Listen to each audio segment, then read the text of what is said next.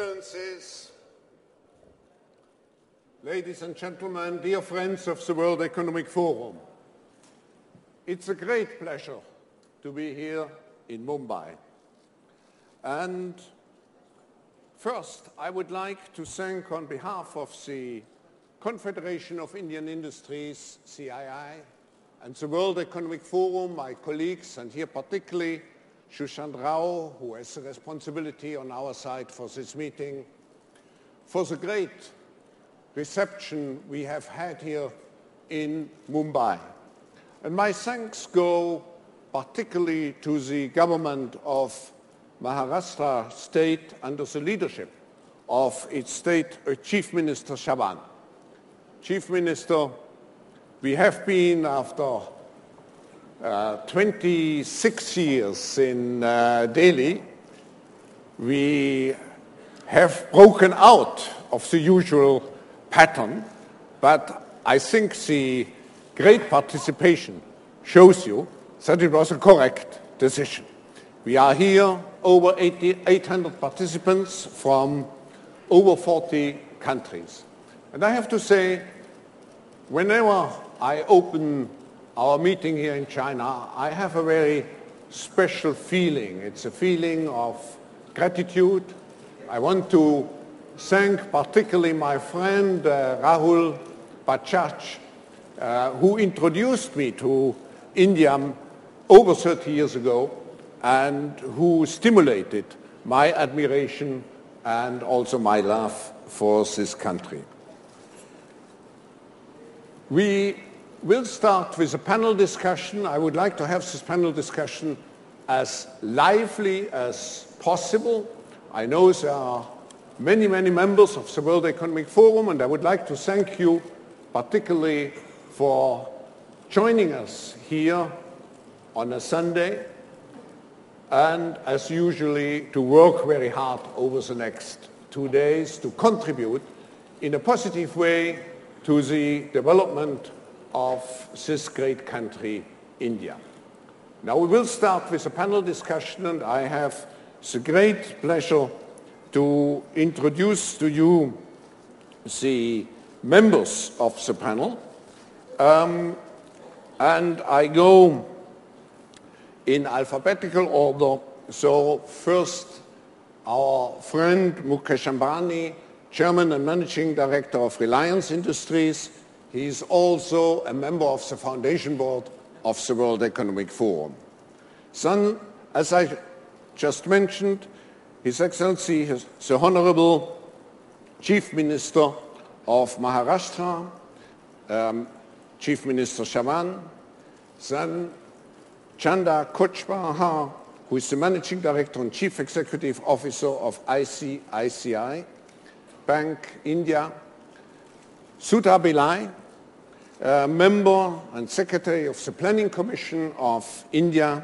I want to thank you also and the Chief Minister for having participated yesterday evening at a great ceremony where we had the pleasure to celebrate the Social Entrepreneur of the Year of India. Then I welcome a very important personality from Delhi, the Minister of Commerce and Industry and Textiles, Anand Sharma, and pleasure to say hello to Verwaayen, the Chief Executive Officer of Alcatel-Lucent France. He is also a member of the Foundation Board of the World Economic Forum, and he is a co-chair of this meeting. Dear panelists, there is a lot of criticism. When I was reading this morning the newspapers, I felt India exists only of problems.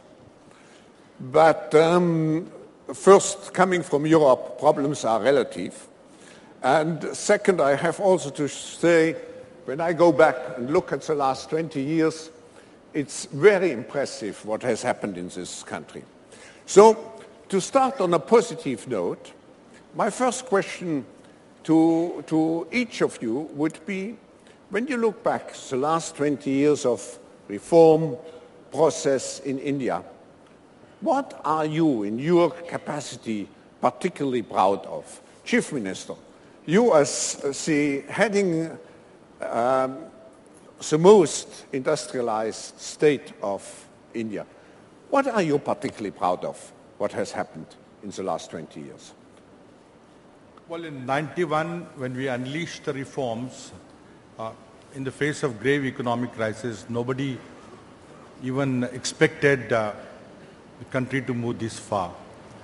The opening of economy has spurred the growth rates that we have seen, the second highest growth rate for a long time on a sustained basis. We have grown in all sectors, particularly the developed states of India have done very well in services sector. We have a very well regulated financial sector. We have introduced private capital into our infrastructure, which earlier was solely being done by public sector. We are on a high growth trajectory which would continue to go into the next decade.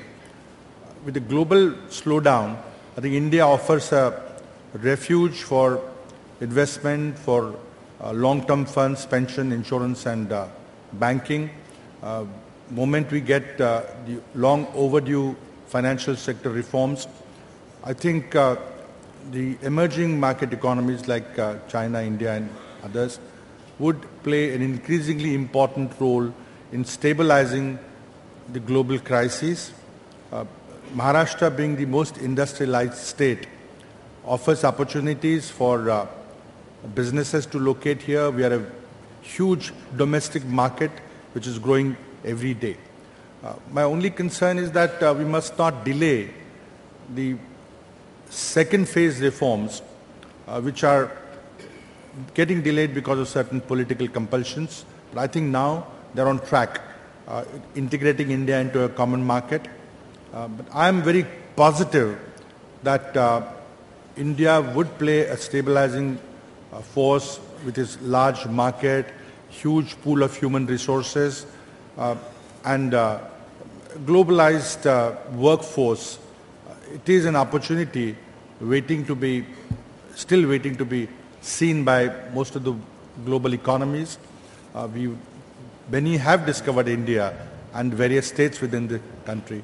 I think we need to really take advantage of the fact that this will be a fairly stable growth story, notwithstanding what happens in Eurozone or to the global debt crisis. We've got a very robust financial system, banking system. I think that will hold things together.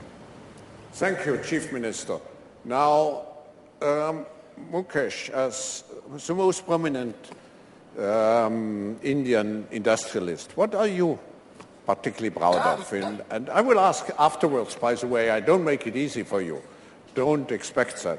I will ask afterwards what worries you most. But what are you particularly proud of? I think, Klaus, what has happened in the last 20 years is that the energy of all sections of Indian society has been unleashed really to build a new India.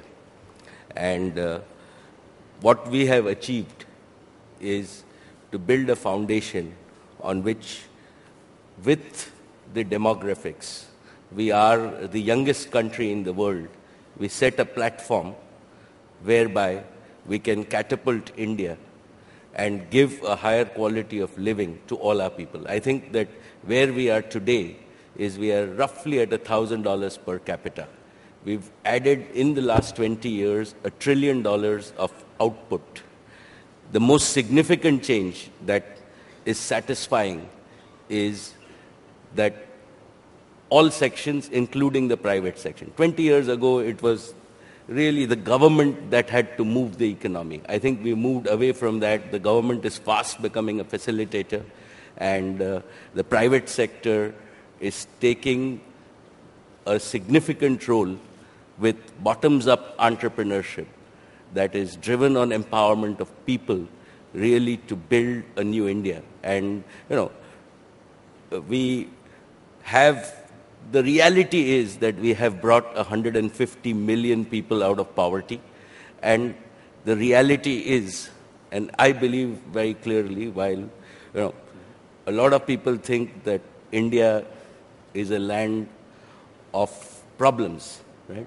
I really think that India is a land of 1 billion opportunities and not 1 billion problems. And we are now at a stage where, in spite of the situation that you see in the world, we are ready to take off on the back of our younger people, with India becoming younger in the next 2 decades, and entrepreneurship, which is the differential factor in the world, driving this, Klaus.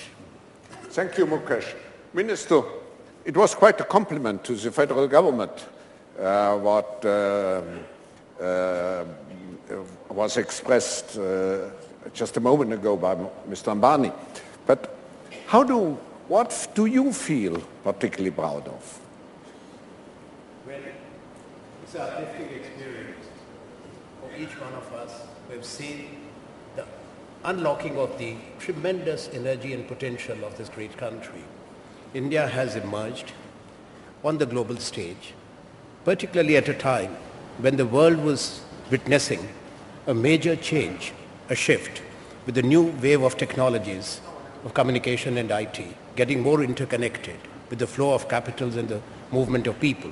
India becoming an integral part of that process. And also, within our own country, as Mukesh has said and the Chief Minister, the growth rates we have been able to sustain is not only high growth, but has to be understood in the right perspective, is that we have, in less than a decade, doubled the GDP, trebled the national incomes, generated resources, and redistributed resources. So it's the inclusive growth where tens of millions of our people, because of the historic background, deprivation, underdevelopment, lack of opportunities in the global context, were left behind. They have been lifted out of the poverty net. We have also been able to create a big social security net. The economic activity which we have seen, we recognize many challenges in the global context, in the domestic context. So we are mindful again that there is no room of complacency just to sit back and say that we have reached here. The journey must continue, and that has to be with optimism, in a spirit of partnership, which we have built, which we have nurtured, between the government, the policymakers, the industry, and our people. That, in my view, is something which India has been able to achieve. And what Chief Minister Chavan has said, that as we move on, we also have to recognize that India is an aspirational country. And referring to the demographic profiles, Mukesh said, 1.2 billion people, we are ancient civilization, but a young nation. So they have their aspirations. So investing in our economy, creating opportunities, is investing in India's future and the world's future, because the fulcrum has shifted when it comes to economic growth in the world, and there's the emergence of all our economies, which is a factor of stability and growth in the world. Thank you, Minister. Mrs. Pillai, the Planning Commission has played quite a significant role. What are you particularly proud of in the development of India over the last 20 years? Yeah, actually we are currently at the crossroads in a sense, and for the 12th plan we are looking at what worked in the past and what would perhaps not work, and what are the new things that need to be done, what kind of thinking out of the box that needs to be actually should be on our agenda. Frankly speaking, I mean, after listening to the panelists here, fellow panelists here, I feel that when we look back on the last 20 years, for me, one of the happiest personal memories was to be part of the 91 reform team, There was another very major change that took place in 93, and that was the decentralization of governance. So the fact that we brought 150 billion people out of poverty actually has also something to do with the fact that there was local empowerment. We are an intensely democratic country now, with one representative for every 300 people. Actually, we have an elected person. So Planning Commission has to take all that into account and work towards a plan that will help in unleashing the potential of our people. And I think our basic concern and worry would be the quality of education, healthcare, and skill for this very young economy. Thank you. Now let's see the bankers for you. I mean, you are one of the, I have to say, one of the most recognized banking personalities now worldwide. Mrs. Kochhar, what are you particularly proud of? So if we talk of the Indian banking sector, I think particularly what the Indian banking sector should feel proud of is the fact that in the last 20 years, not only have we participated in India's growth, not only have we enabled India's growth, but in a way catalyzed India's growth. That is proactively enabled and made India grow. As India was initially just an industrial country, I think the banking sector focused on participating in the industrial development. In the last decade, as it turned into a young India, and young India full of aspirations, the industry quickly responded to the needs of young India and participated in funding the consumption growth of the country. And then, as India globalized, the Indian banking sector started globalizing to meet the global needs of the Indian corporate sector. So I think every which way the Indian banking sector has moved in line with the growth requirements of the country. And particularly I would say that as the world faced its crisis in 2008, and a large part of it was really driven globally out of the financial crisis.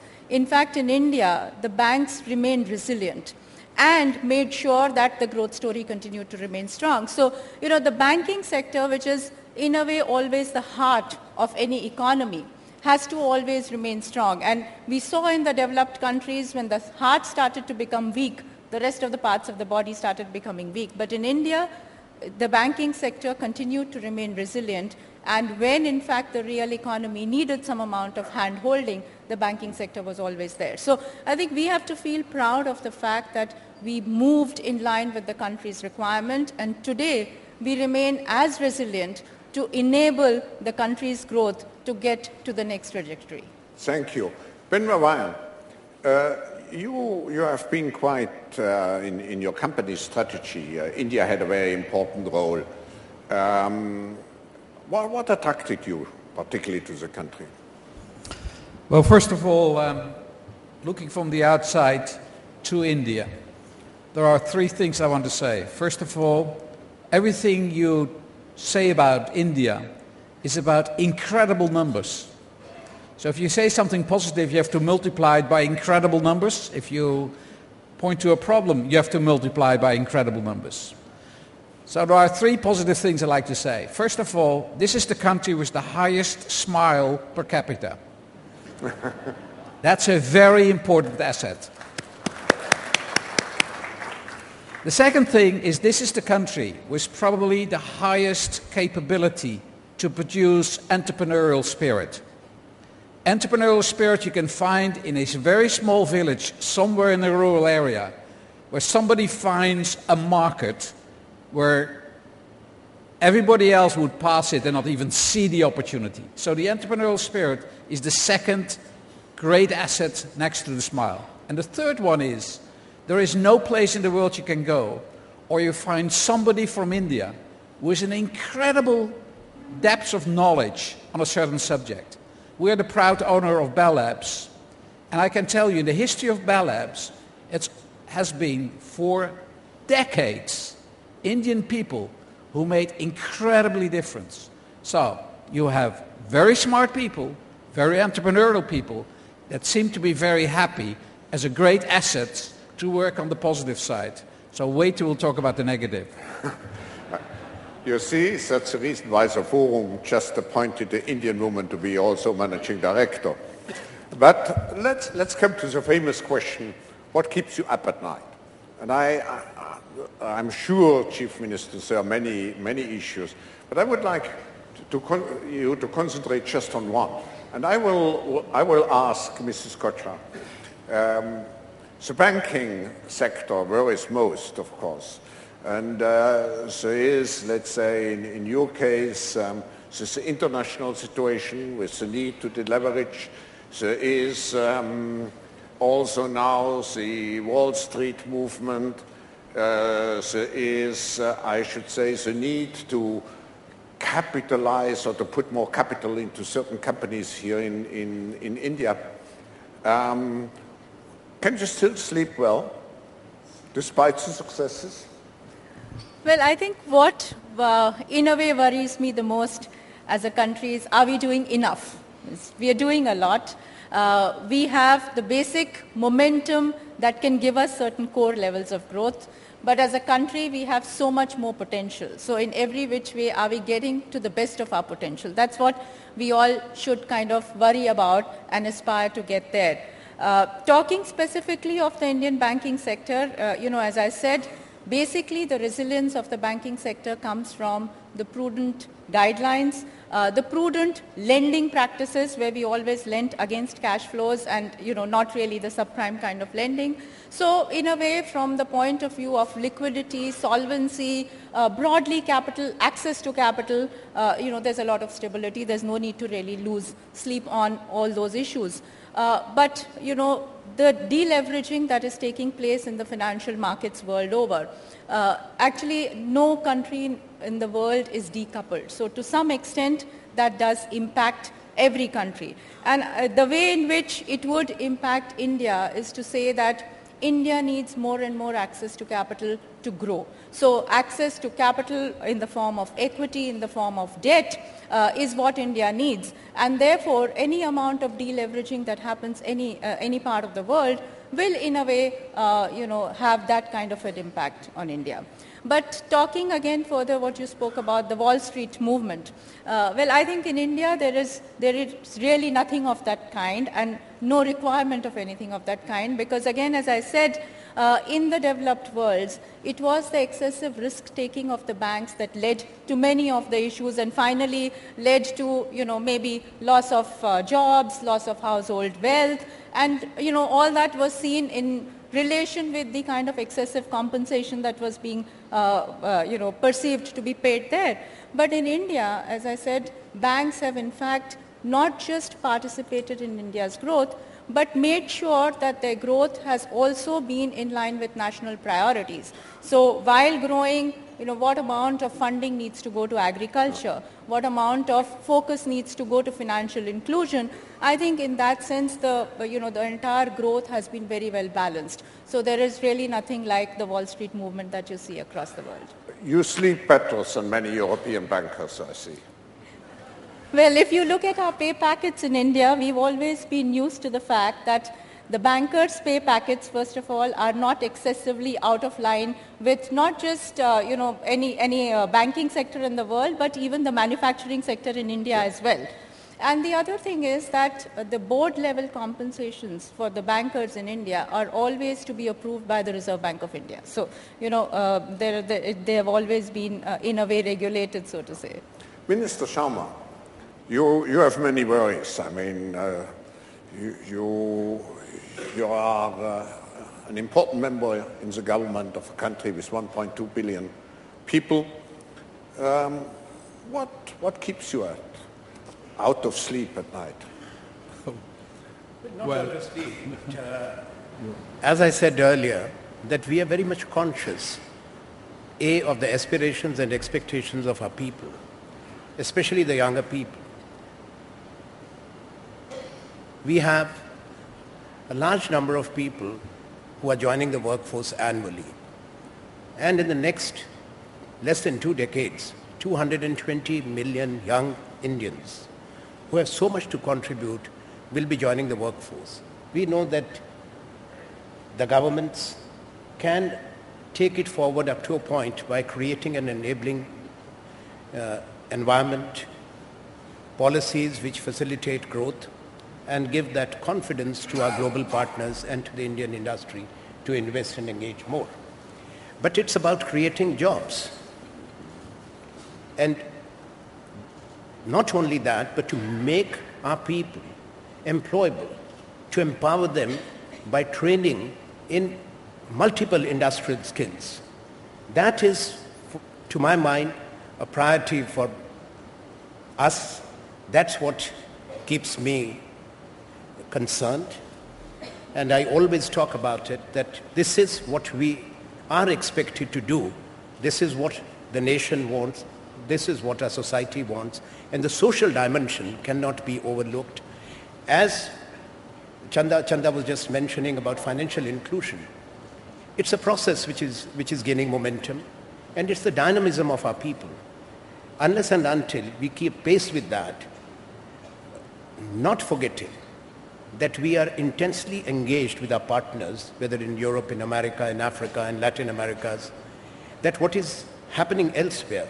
So there's a positives of the globalized world, but there are also the negatives, the capital flows, which are very important for a country like India to access capital and to invest that.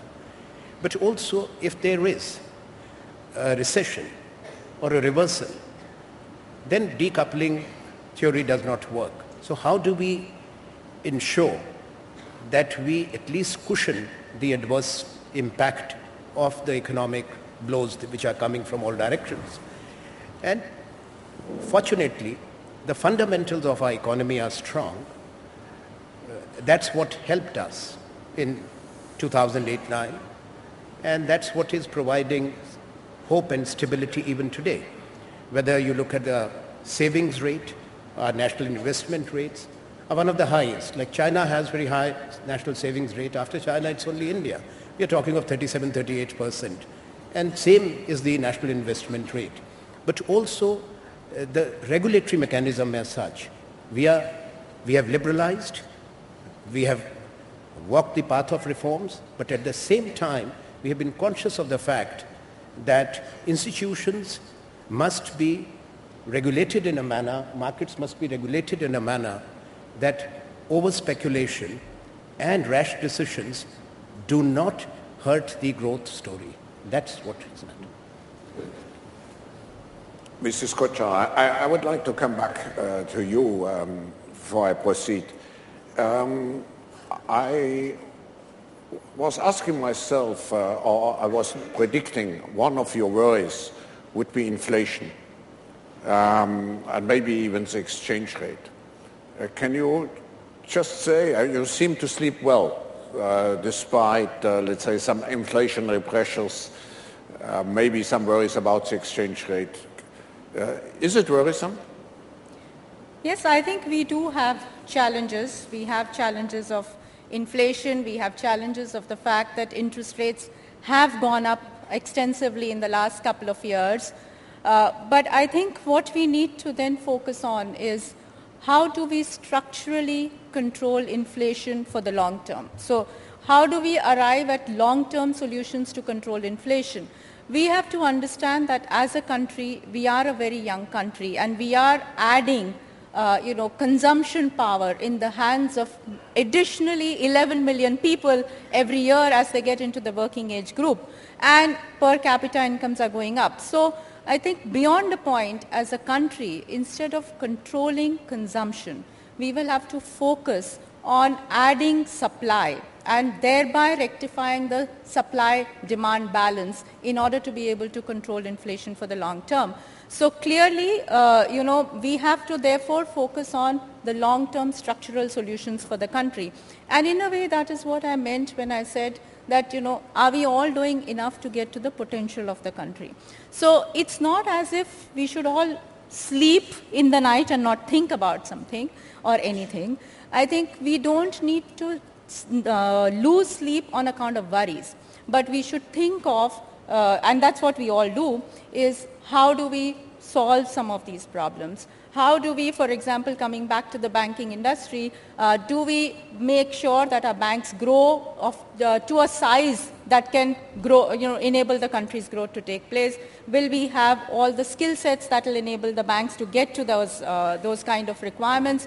Will we be able to create a structure where we fund the largest multinational corporate on one hand and the smallest person in the rural area on the other hand? So I think there is a lot that we all need to do.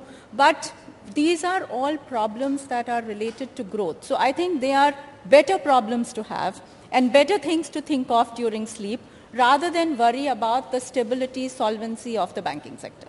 I will ask Mrs. Pillai now to share with us her worries, but I would like to make a reference to what you just said, concentrating on the supply side.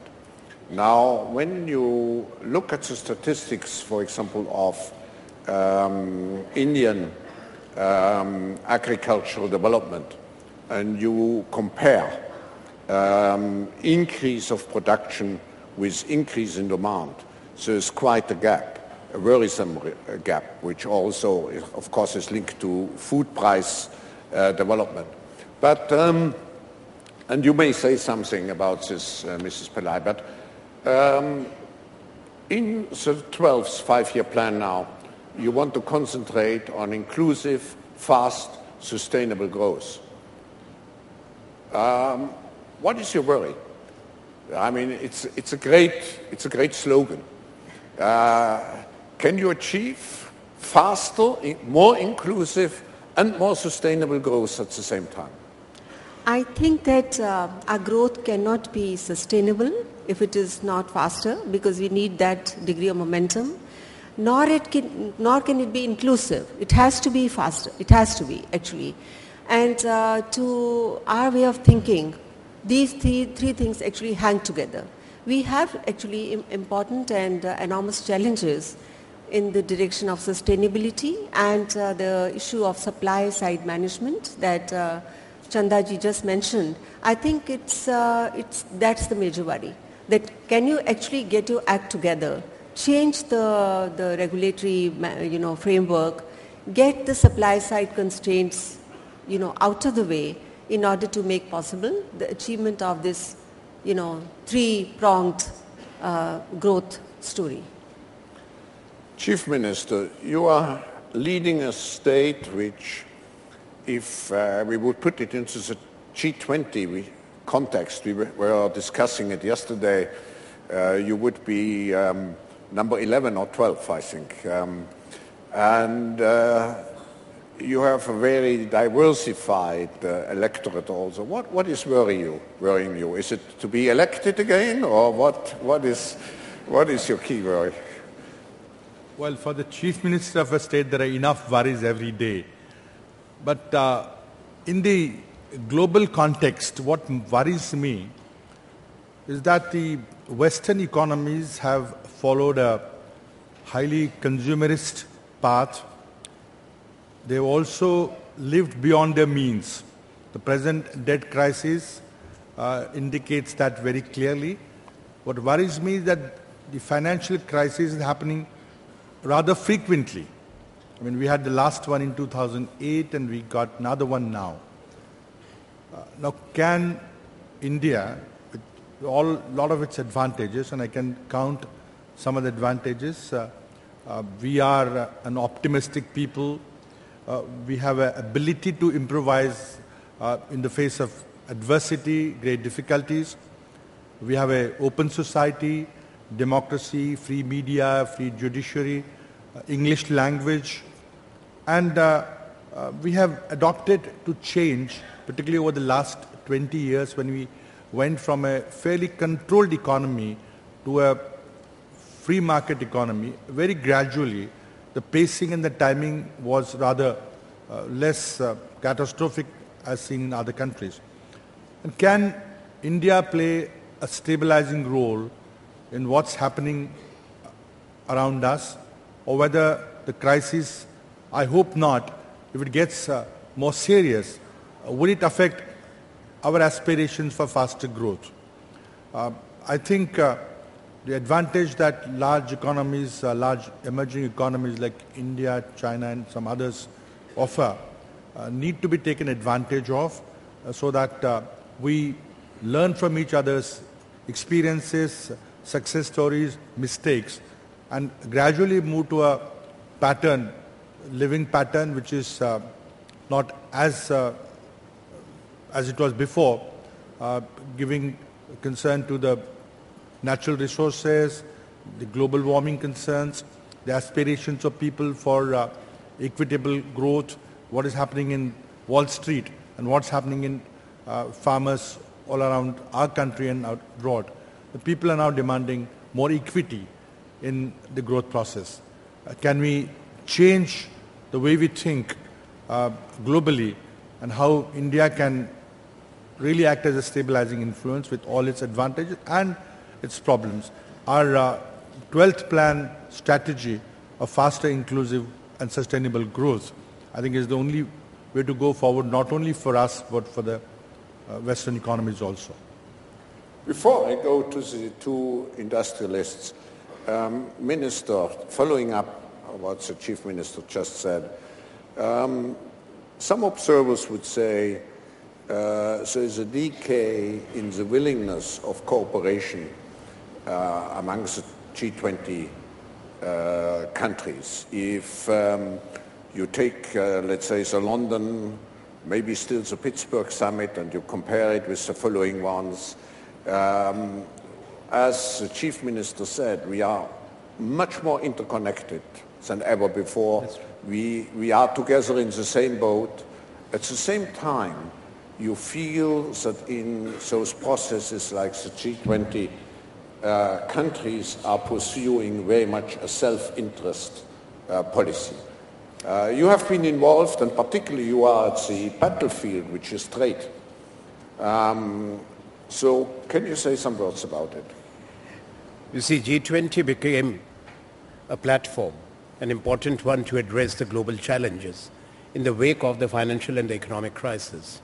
Now, it's the 5th year running when we talk of the recession. We have not come out of it. If there was any recovery, that was very uneven and limp. So therefore, G20 today is an inclusive and representative platform. Earlier, the larger issues of the vast majority of humankind living in the developing countries, we are talking of a population of more than 80-85% of the world, they were not getting the due attention, and it was a skewed order which emerged and sustained since the Second World War up to the first decade of this century. Now, the new and emerging economies, whether China, India, Brazil, South Africa, they all have to be part of the process. And that is what helped, to my mind, G20's coordination, intervention, particularly the London summit of April 2009 and the decisions taken there, injecting close to $5 trillion in the economy, all the countries, big and small, to sustain and reverse the fall and the trend. That did help, at least in minimizing the job losses, which are still very high. But G20 needs to do more. It's not only this platform. The multilateral system must reflect the contemporary world realities. Cosmetic changes will not help, particularly in the fiscal and the monetary institutions, the Bretton Woods institutions. The IMF and the World Bank are need for faster reforms so that the countries which are factors of growth and stability are there. Also, the G20 collectively in Cannes, they have said so. I'm very happy. And my Prime Minister is of this view that yes, we will be part of the stabilization process when it comes to what's happening in Europe. But we have to be mindful again of the fact that after one subprime mortgage crisis, there is another subprime crisis which is confronting the world, that is of the sovereign debt issues. Now, that must not, A, restrict capital flows, and second, the trade. In difficult times, the tendency to look inwards, to have protective barriers. Earlier, Mukesh and we were talking, all of us, that is something which G20 must reassure the world that we will not allow that to happen. The need is to engage more, not to go in for protectionism, because that has happened since 2008-9. we have to move fast forward to put in place a multilateral trading system by completing the ongoing WTO negotiations to correct historical imbalances and to make this order and the trade more equitable and more accessible.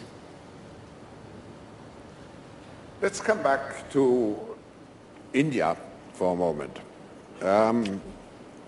Mukesh, what is worrying you?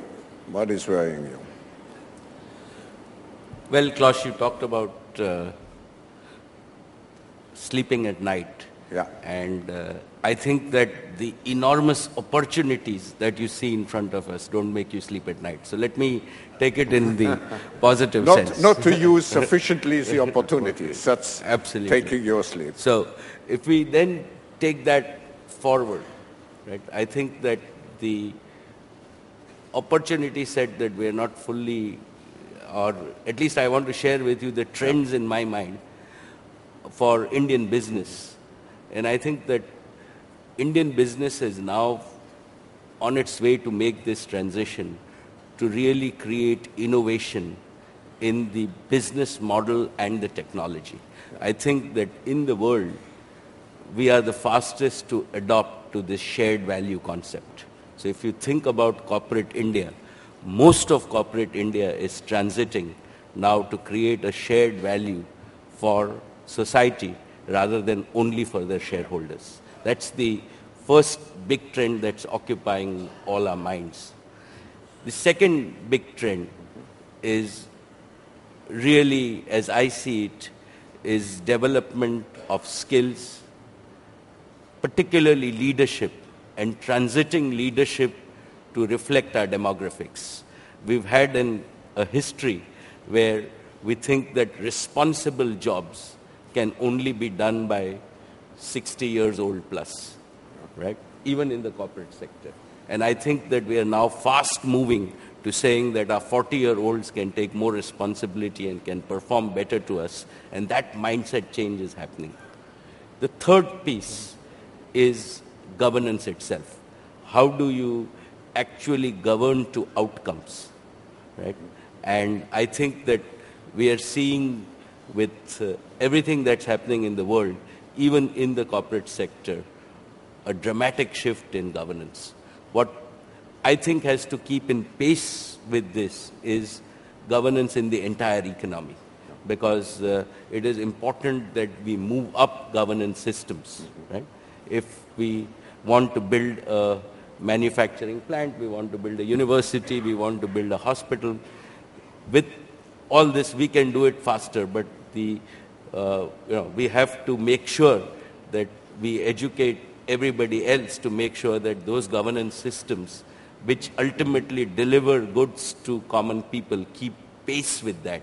And I think that that's what we're spending most of our time on and getting things done. As an observer of India, I would agree, for me, the most important paradigm change was probably the moving from a confrontational attitude, which you found in India so well expressed, I mean, government against business and vice versa, today to an attitude of partnership. Absolutely. The upgrading in terms of technology, innovation, education, and so on. This makes me very optimistic. I don't know whether you, Ben, share, let's say, those observations, having been involved in India since many years. So the question was... What worries you? What worries me? So let's take, first of all, the average Indian person. She is 26 years and 9 months old. And she has a mobile phone in her hands. And she looks to the world and says, what happened? Because we were a world in which we would stimulate aspirations. We became a world in which we now manage expectations. That is a very different place. And I think there is, everything that happens in the world happens in India, but multiplied by a big number. the problem that we face in the world is the problem we face in India. We have institutions from the 20th century and we have citizens in the 21st century. How do you manage the world's largest democracy in a time that people are informed 24/7 in real time? How do you make decisions in a world that is so integrated, but we elect people not on global issues, but on local issues? I think what worries me most is that if we do, as at the WEF, a list of people that are trusted, the least trusted people are people like us, the CEOs of large organizations, and the bankers, and the politician, and the journalist. So everybody on stage here, we're on the bottom of the list. And that is a problem, because we are talking about a world that is integrated more than ever, that needs more integrated decisions, where not business can take one decision and government the other. We need each other in an integrated fashion, and we lack the legitimacy towards the population at large. And what do you call it, G8, G20? I don't care. We have a big constitutional problem.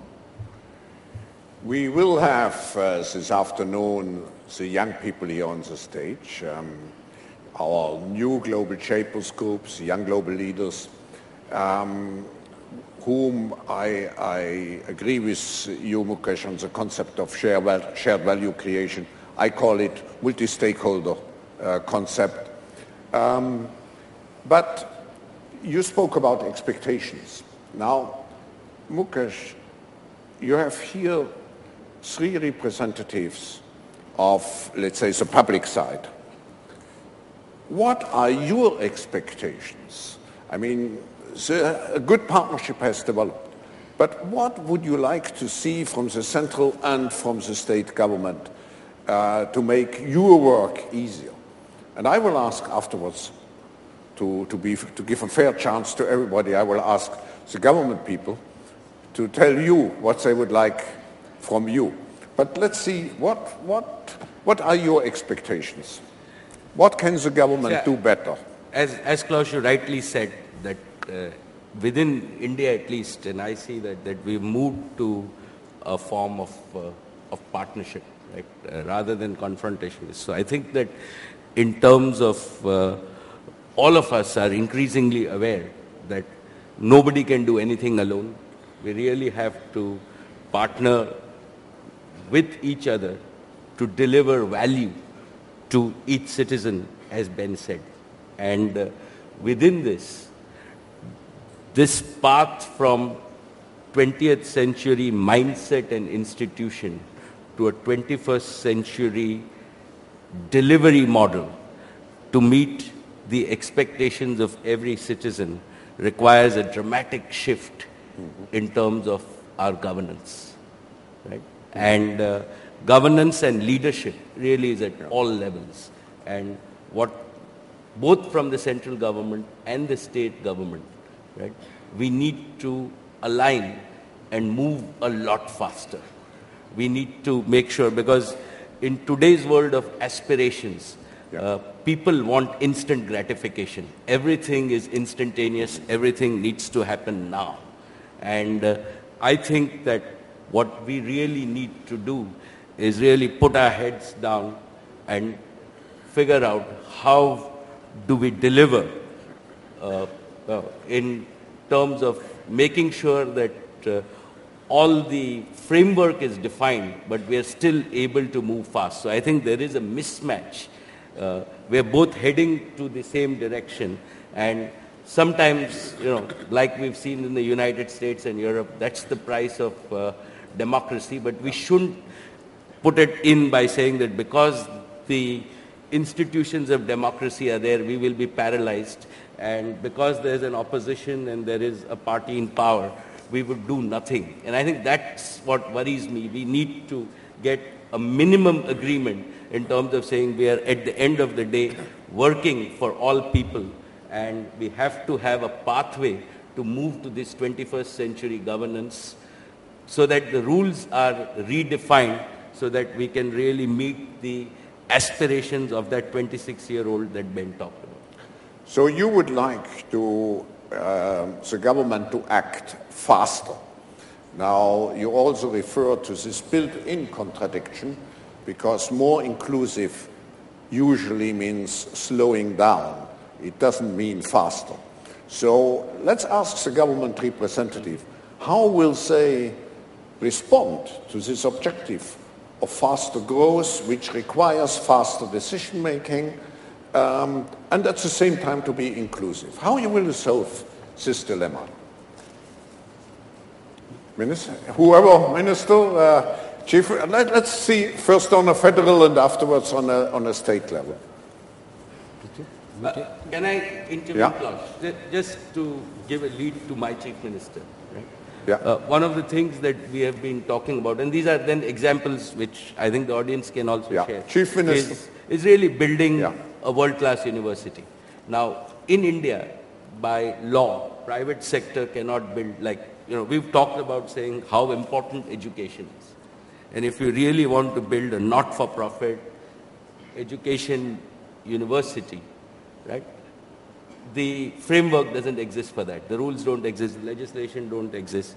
Now, within that, both at the central government and the state government, we moved. Normally, it takes 5 to 7 years to put this legislation together. I think we will do it in 12 to 15 months. And then within that, there will be facilitation. So I think that's a concrete example where he has taken steps to make it happen. Chief Minister, do you want to elaborate? I think the big challenge before the political system in India is managing the diversity in the country. When you talk about inclusive growth, you talk about taking the last person on board. I mean, it's very difficult to satisfy the fast movers, the captains of industry who wants decisions to be taken yesterday, and also the aspirations of people who are not empowered with education, who have very little resource at their disposal. Whether we talk about social legislation, in India we have affirmative action programs, programs of reservation for certain sections of the society. Now, at times it appears contradictory that when you try to take everybody on board, satisfy the needs of managing diversity, and also take decisions in a very quick decisions which perhaps leave people behind. And that is our challenge. How do you get legislation through? For example, I was in union government for a long time. The phase 2 reforms that I talked of, which are still overdue, we have not been able to build consensus in the central government about the financial sector reforms. Labor law, we need to amend them, not been able to do that. In my state, the legislation that Mukesh talked about, we have already got the legislation through. It is called self-financed universities. The difficulty is now, what kind of social justice parameters do we add into that? If we add various affirmative action programs into that, which for inclusiveness we need to do that, but then it might come in attracting high quality of investment into this field. The people who wish to invest, the international universities, do not want any shackles about affirmative action programs. And how do I reconcile the two extreme ends? The ends of justice, that we take everybody on board, that we lift them up out of poverty, out of their social negatives. And how do you move at a very high speed, which is technically possible. That is the diversity and the contradictions within the society that the political system has to do. I think we have done well and may not be able to satisfy either end. Neither those who are left behind are happy or those who want to move very fast are happy. But ultimately it is the responsibility of the elected representatives of the people to make sure that we reconcile these differences and with those differences move forward fast. Minister, before you respond, I think one of the comments I heard quite often yesterday is that some very important reform acts are blocked and are not moving forward.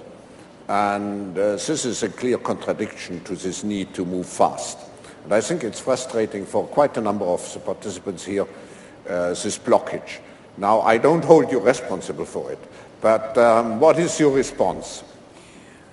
Well, the question, Klaus, is right, that when there is a sense of achievement and fulfillment, the expectations have to be recognized. And it's not only the expectation of the industry or the people or our partners globally, but it is also what is a national priority. We have seen that by opening up a new entrepreneurship, which was there among the Indian people, but that has very strongly spread globally. That Indian industry gained the confidence, manufacturing has gone up to step out, to invest abroad, some of the largest acquisitions, mergers they could make. But at the same time, in a democracy, there will be differences of opinion, ideologies, and contradictions. How do we reconcile the contradictions, in the polity? In a pluralistic democracy, we are a functional constitutional democracy. But at the same time, we have many political parties. In a coalition, how to manage the contradictions of the different constituents and to see that decisions are taken faster. That is a concern when there are delays. We have the insurance sector reforms, the bill pending before Parliament for long. Labor issues have been there. It's true that workers' rights have to be protected, the workers must get their due, but the investors must also have the confidence that they have a policy framework, a legislative mechanism which will not block their money and allow them some room, some space to move forward and take quick decisions. One difficulty which I see in India, and we all recognize that, is the question of old mindsets. It's not only the 20th century or 21st century, it's the turf mindset. Like one particular department, one individual, one institution thinks that this belongs to him or her, and you don't have a right to comment and to change. That leads to delays. The policy formulation and the reforms, it's a continuous process. It cannot stop. But it has to be transparent and democratic and inclusive, which we have tried to do. It is impossible to satisfy everyone. That illusion should not be there. What I do, or Prime Minister and us together as a cabinet, or Chief Minister Chavan and his team, there will be many doubters, skeptics who will question. There will be sections of media who will applaud that this is a positive policy decision, but there are many who will be ready, without reading, to throw brickbats in your direction.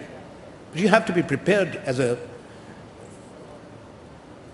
member of the government, because as political activists, we have to be ready for both.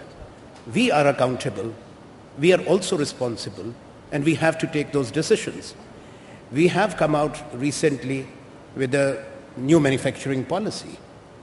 It took a lot of effort, talking to my colleagues, talking to chief ministers of states, talking to the leaders of industry, and now we have rolled out. The policy is in place, which to my mind will be a game changer, because we have effectively put in place a single window mechanism for all clearances. We have shown our trust and confidence in the industry by accepting in the policy self-regulation when it comes to many of the issues. So when you look at it, yes, it is doable, as there are many who have still questioned, and there cannot be unanimity. If we wait for everybody to say that yes, that is the right path, then we will remain rooted or frozen where we are. What we seek to do is a broad-based consensus, and I am sure that what Prime Minister Dr. Manmohan Singh, who is the architect of the first phase of reforms and liberalization, he has in mind. We have, as a political party, as the ruling coalition, a very clear commitment to take it forward. And I hope that those who are opposing, not because of the merit or otherwise of the policy initiatives, but because of the partisan agendas. We have seen what has happened in America. When it becomes two parties and polarized, then it's difficult to take decisions which end up hurting the country, the industry and the economy. So I would like to, Klaus, say this thing, that we have done some things, some are in the pipeline. Hopefully the winter session of Parliament, turbulent it will be, like parliaments always are. We can't quantify that whether we are more noisy or less noisy, but I hope there will be transaction of business, and some of the reforms which have been delayed, those reforms will go through. Before I ask Ben to summarize his impressions, what do you take away from this discussion now? Will you more invest or less invest into India? I will ask you this question in a moment, but Mrs. Kochhar, some of those reforms have to deal with the financial sector. I think insurance was mentioned. What is your wish to the government? I mean, here's a great opportunity to express your wish. See, as far as the financial sector is concerned, there is a belief that actually on a global scale we need to open up the Indian financial sector much more. But in my view, the Indian financial sector is actually pretty open. If you look at the ability of the foreign participants to participate in the Indian financial sector, it's immense. In a way, the only restriction really is for them to come and buy up an existing bank. But beyond that, to participate in other forms of financial services, a lot of it is open. Yes, we can say that we have, the insurance bill which is still awaited and the banking regulations bill that is still awaited. But I first want to say that compared to many other countries where actually the financial sector is much more closed, in India the sector is much open. I think what we need really as a country, and really as you said, what does the private sector expect from the public sector, is, I would say, just an enabling environment and a continuance of an enabling environment. Because what we have to believe is that as a country we should ensure that all the areas of opportunities that we have, we continue to turn them into opportunities and not allow them to turn into challenges. So if it's a young population, let it become a demographic advantage, and if we don't educate them, it can become a demographic disadvantage. If it's infrastructure, if we invest in it, it's a growth opportunity. If we don't, it's a bottleneck to growth. So I think it's not just the very broad policy reforms, but on a day-to-day basis, an enabling environment that should then allow the private and the public sector to work together. Because whether it is just delivering enterprise and enterprise value or participating in the larger needs of education, skills, training, infrastructure, I don't think one should say that it's only the public sector that should deliver. I think it's the public-private cooperation. But an enabling environment on a continuous basis is what is required. So it cannot be that the economic considerations should move devoid of social considerations, or that political considerations should move devoid of economic considerations. I think political, economic and social priorities,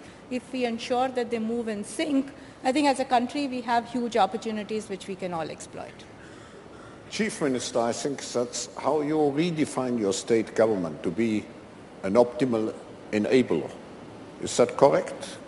Could I express it in this way? Yes, I think we're very clear what expectations from the state or the governance system are from the citizens, from private sector, from various sectors of the economy. As I said, our challenge is to take everybody on board and make sure that nobody is left behind. It's easier said than done, but we do this through a very extremely freewheeling democracy with the fractured mandates that we get.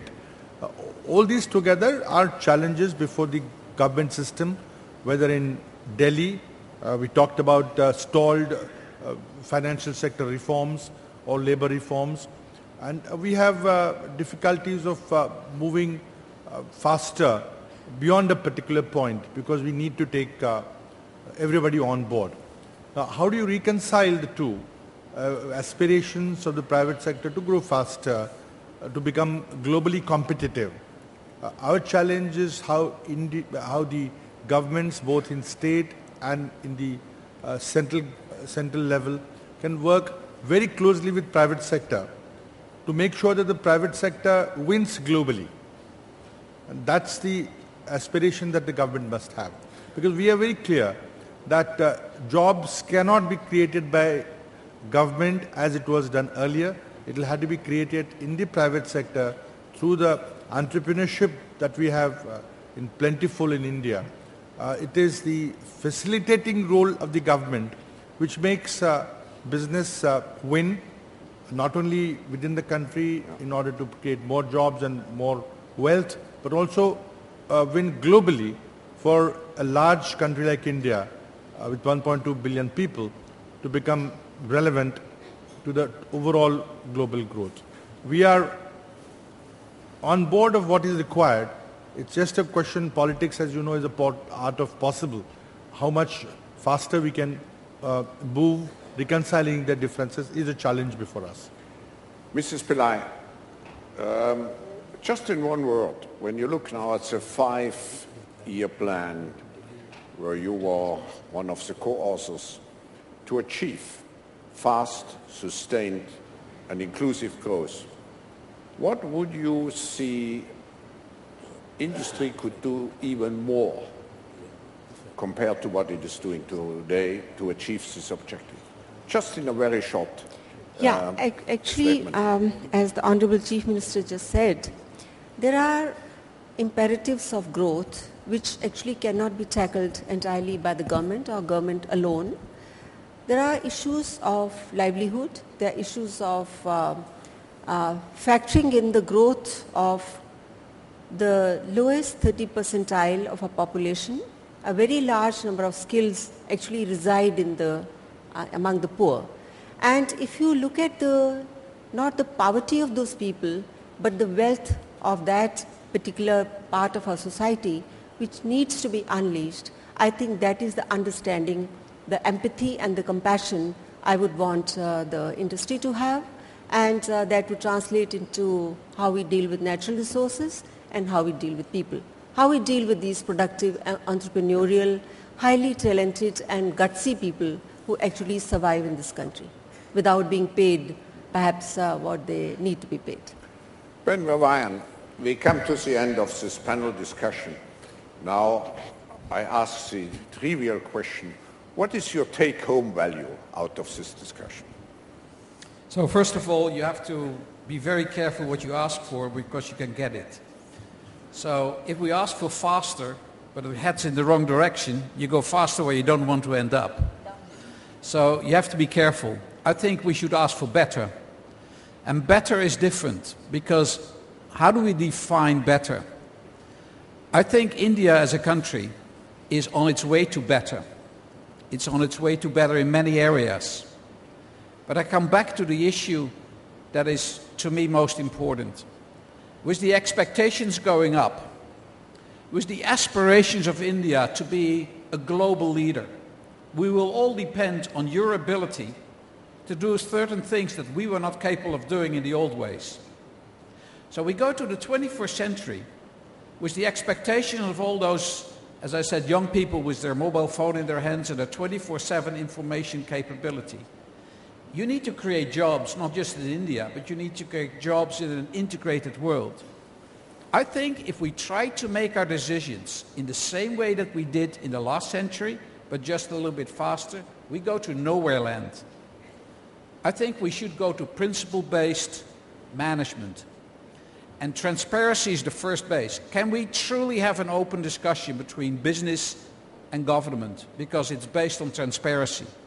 Can we truly have the expectations of people about education and development because it's based on principles and transparency behind it? To be a politician is an impossible job because, as you said yourself, the expectations widely vary. So trying to manage that is going to lead you, I think, to an impossible position. And we see that in today's world. Making choices to bring some of the decisions down in the pyramid, much more local, and other decisions much more global, is, I think, the only way we have to go. So my takeaway from this is that in India, the true struggle that we have in the world, how we make decisions, is also true, unfortunately magnified by the number of people that live here. Thank you, Ben. Before I ask Mr. Muthuraman, the president of our partner organization, the Confederation of Indian Industry, to take the floor, and vice chairman of Tata Steel, to take the floor, let me just reflect my own summary in one sentence. India is probably the most complicated country in the world, and this discussion, where we touched upon many issues, has shown the complexity. I think the mistake often made is to concentrate, to focus just on one single criticism, and then to forget about the rest, because the rest is characterized with manifold challenges which were laid in the open, but I think it's also characterized by so many opportunities. You, Mukesh, emphasized those opportunities. I think if I were today a young person and would envisage an entrepreneurial career, I would come to this country. So please join me in thanking our great panelists.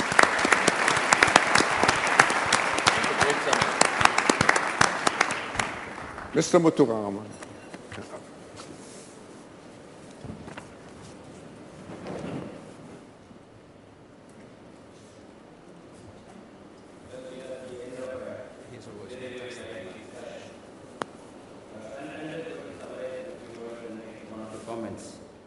You know, we talked about a lot of positives of India, you know, growth in all sectors, energy of all sections of society being unleashed to shape India of the future. We talked about sustained growth rates on several sectors. We talked about the banking sector, not only helping India to grow, Indian companies to grow in India, but also taking Indian companies overseas. We talked about the incredible number of the multiplier in India in terms of population, and moving away from the controlled kind of an attitude or a conventional controlled attitude to a collaborative mode. You know, to which I will add one more thing. In my view, the biggest change that has happened in the last 20 years in India is the change in the mindset to think big. You know, prior to 1991, I think many of us thought very small. Many of us thought in incremental steps. Today, many of us have begun to think very, very big, and I think that's the biggest change, and it is often one of the most difficult changes to sort of bring about. Klaus asked the question about what kept people awake. In fact, my answer is almost the same as what Mr. Ambani said, because as long as you are exercised in your mind to do something better, you will sleep a little bit less often. In any case, the worries of India are we doing enough?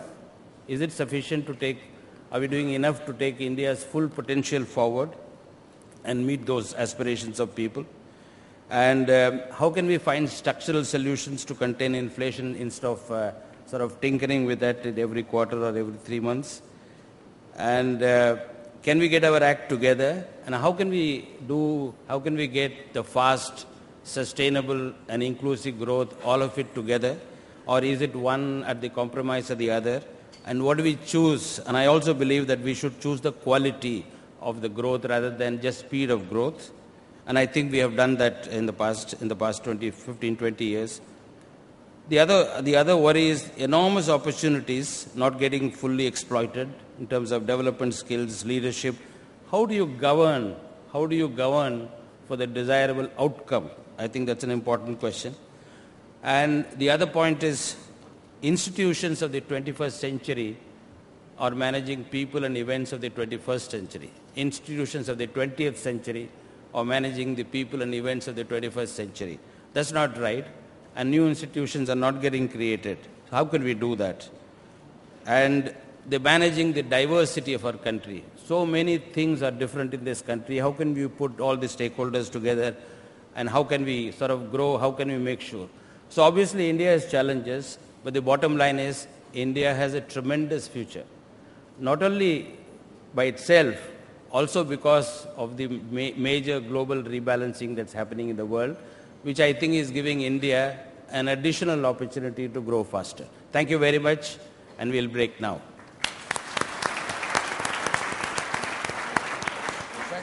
Thank you, Mr. Muthuraman. This concludes the opening session.